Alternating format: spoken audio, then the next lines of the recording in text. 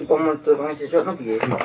Aku nari awakmu kek Ganti ditekoni. jamu rahasia iki kowe ngambil buka omong aku iki. Aku tekon ngono tok ae aku iki. Maksudnya dimulaine sesuk ngono karepe toke. Lu ngono to dicik kowe cara ngomong. Aku gak ngemasalah ngomongne sesuk aku. Saiki Jamu rahasia kowe ngambil buka omong aku. Aku ngandel jamu rahasia iki. Oh gak kan pamer-pamerne wong ngono lho. Nek aku gak kowe. Kudu ora iki pamer nang gak kenek kuwi. Iku gak ngrawati awakku dhewe dinggo nek gak kowe. Yo. Kowe sik pengen duwe kanca aku kok gak ngono tekon. ana Lah sik pengen kudu manut omong aku. Wis, iki omong aku iki ngono. lho iki karepmu piye? Wis arepmu piye? Omong iki ngandel apa gak omong aku iki? Ngandel hari.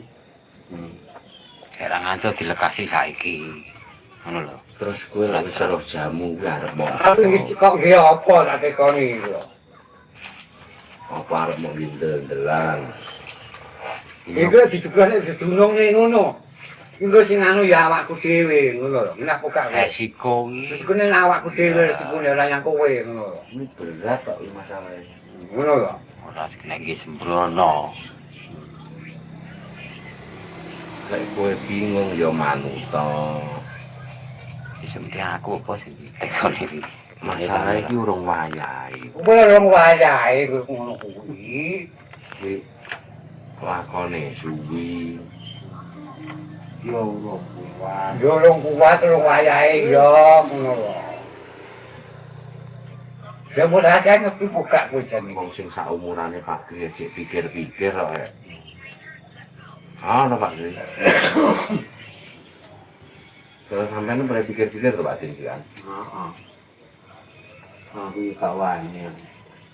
Kemarin toke ngukui roh lek deplok Pak Mun marah. Ya kuwi masalah. Mungkin kok rahasia iki lho, dhewe rahasia iki kok. Kowe yo ndelok tenan iki ya, Le. Aku ndelok nyilih korek to. Cepak tak mung sik. Kamane piye jek? Menengo sik Pak Gri. Aku kan nyilih korek ngono lho. Untuk kotakannya sama Pak Gri. Wong ceplok-ceplok rekone ceplok apa Pak Gri? Putih-putih. Jamu ini rahasia aku gak terjadi. Ya bener Pak Gri. Ya bener kok orang betul lagi jamu rahasia aku itu lho. Ini rahasia.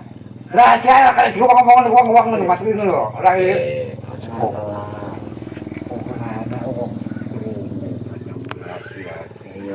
Kene wong sing ngeruh to. ora ana wong loro ora ana wong krungu gitu. Ben ana tinggal apa ya ora ngerti. Awakmu ndeplok nek kapan toke arep ndelok ngono lho Pak Gri.